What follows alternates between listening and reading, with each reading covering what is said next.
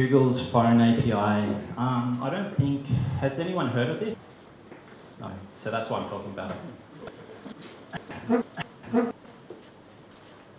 So Australia Post has a feature where they actually match people's parcels using a phone number or address. So Australia Post actually sends 80% of the parcels in Australia. So if someone happens to be sending you a parcel, a relative, or you buy something online, they use that phone number or your home address to automatically match and then come up with a list of your parcels and then send you push notifications, emails and SMSs. So I just want to show you one of the flows in the Australia Post app. So at the moment, it's a 18-tap process. Besides changing the UI and the styles, can anyone suggest any improvements of making this process faster? So the first screen is you enter the phone number. Then on the second screen, you actually wait for the SMS. And then you go to the SMS, you get the OTP, and then you type in the OTP, and then it gets verified in the back end, and then you go to the next screen. So can anyone? You could read the SMS. Yeah, that's right. So there's a lot of apps that actually auto read the SMS. I think Ubank does it, and a lot of Google apps. Yeah, a lot of messaging apps. And a lot of messaging apps. So that actually reduces it to 11 taps, which is, it's a lot easier for the user. Because when you get that, SMS code, you have to go back and forward in the app, and if you don't have a good memory, you have to go back again, and so forth. You get the idea. So, can anyone suggest any further improvements on this? So you've got that SMS auto reader. Yeah. Just read the phone number, unless it's not the same phone. Yeah, you could read the same phone. Yeah. That's one suggestion. Yeah, you can read from the contacts. Yeah, that's true. Well, just in this process, you can actually, as you read the SMS, you can pretty much just bypass the user, pressing the enter button, so you can get rid of one more tap. So this way, that's auto reading. So there's one problem with what you all spoke about, reading contacts, reading the phone number. The user has to allow those permissions, and that came out in Marshmallow. So can anyone think about any other way that we could improve that process?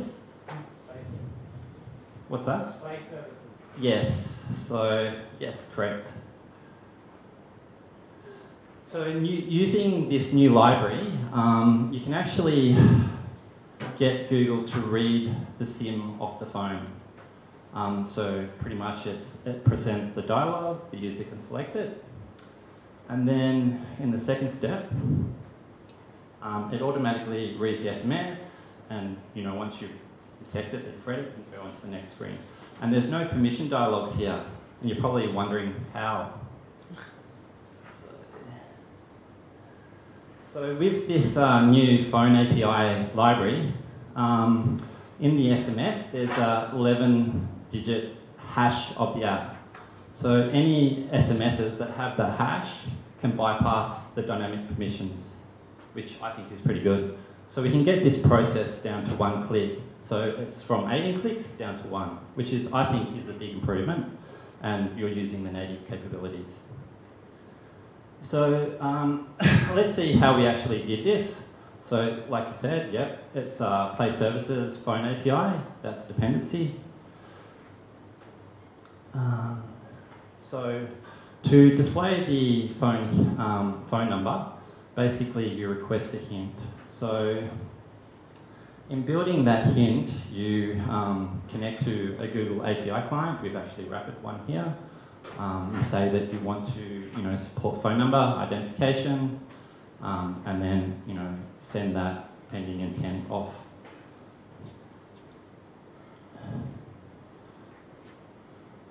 So once the user selects the phone number, which is presented from the dialogue,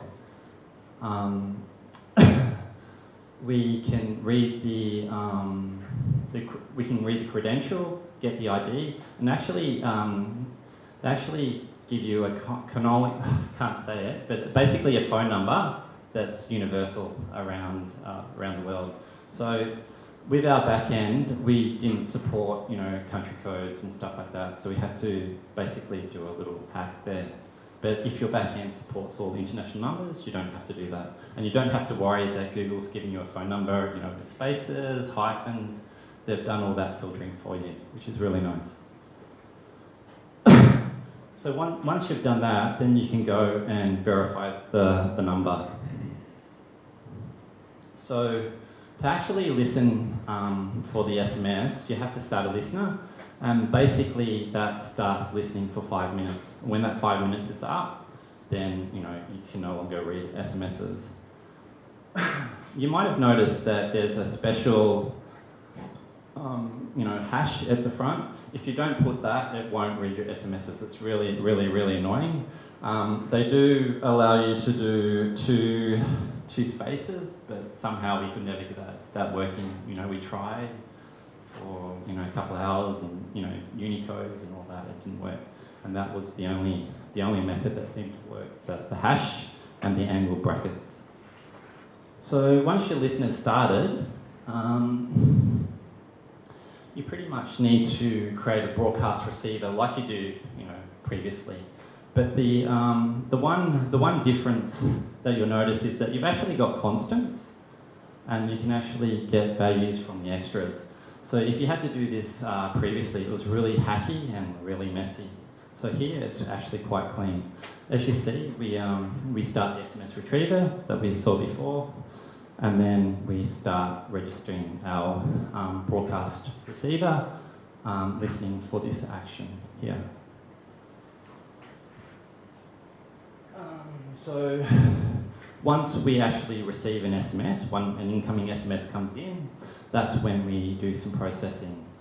So we can get the SMS from the extra.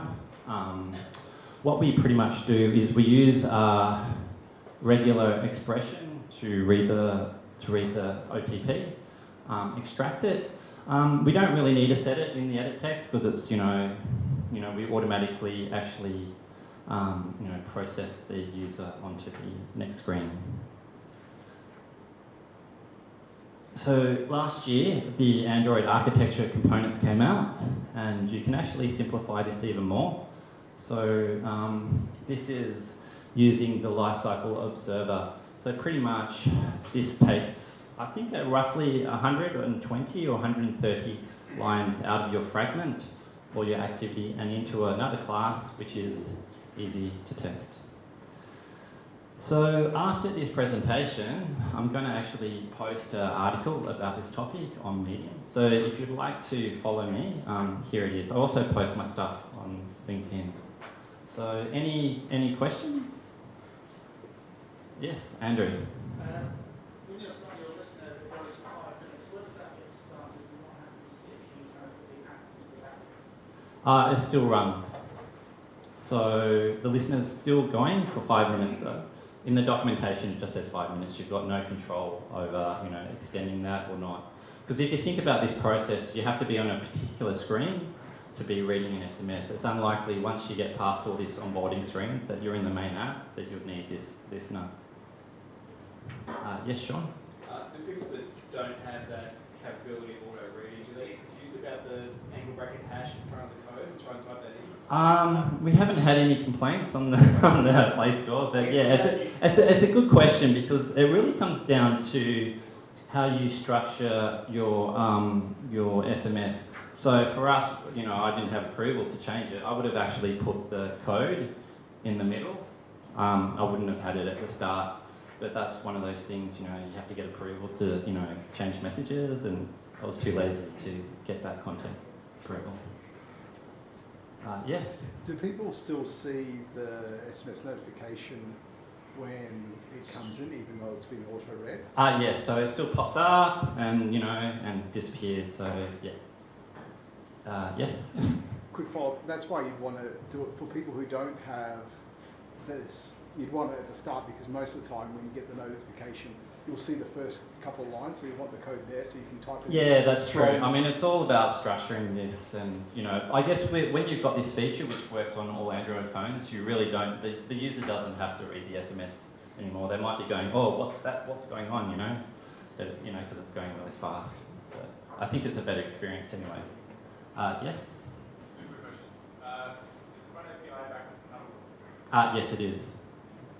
Second question, the code that's coming through there, isn't that generated by backend? Yeah, so that's generated by your backend, and then you need to send that up to the backend to verify that this person actually owns that phone number. So the backend actually has an integration with something behind the phone API? No, it doesn't. That's got nothing. The phone API is all on the client. So the only thing that you have to do on the back end is make sure that your messages actually send this hash of, which is 11 digits of your key store. So it can read the phone number, right? This API can retrieve the phone number. Yeah, so it can do two things. It can read the phone number off your SIM and display that hint. So we found that if you're still logged into that Google account but you didn't have a SIM in, it didn't pop up the dialog. So as soon as we put the SIM in the phone, then it showed the phone number. And the second thing is it can read the SMSs in a nice way. Retrieve the SIM serial number, like SIM number? I don't know. Sorry. Yes, Katie? Are there any security implications for this? Like somebody making an SMS in the listener time or something like that has that code? Not really. So we had the first when we went in production with the old broadcast receiver, we went through security. So this is not much different, really. So you can't really spoof it because you have to know. No, because it has to go to that phone number and then they have to type in that code. So. So they got it on a different phone? Yeah. If you get it on a different phone, you can still enter it, and that means that you own that phone. It doesn't have to be the phone that actually does that. Because I mean, that's what we do with testing all the time.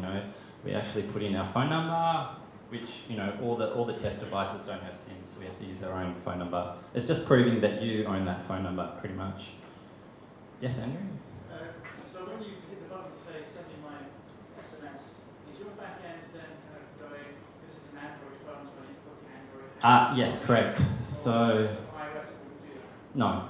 So we actually modified our back end. If you've got back end developers, that are going to help you to do that change. So it was a specific endpoint for Android. Yeah, I know that's one of these problems. You've got all these nice features. If you don't have the back end to support you, you can't actually do it. Is there anything that stops you restarting after 5 minutes? What's that? Is there anything that stops you restarting the receiver after 5 minutes? I would hope that someone wouldn't be on this screen for 5 minutes. So, to be honest, I haven't tested all those scenarios, but it's very unlikely. I mean, that's the whole idea. Is it's very quick and streamlined process. There's no waiting around. So we're actually ahead of schedule, which is good. And I'll hand over to David, who's going to set up. Thanks, Mark.